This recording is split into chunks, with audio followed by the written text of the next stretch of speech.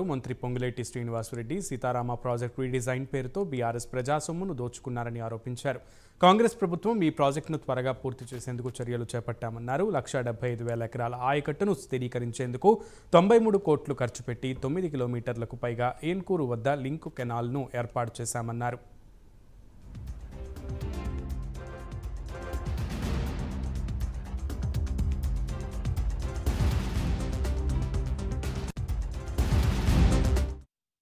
ప్రభుత్వం నుంచి దిగిపోయే నాటికి సుమారు 18,500 కోట్లతో ఈ ఎస్టిమేట్లు ప్రిపేర్ చేసి టెండర్లు పెట్టి సుమారు 8,000 కోట్లు వారు అధికారంలో ఉన్నప్పుడు ఖర్చు పెట్టారు. వారు అధికారంలో దిగిపోయే నాటికి ఈ సీతారామ ప్రాజెక్టు మీద సుమారు 975 కోట్లు బిల్స్ పెండింగ్ ఉన్నాయి.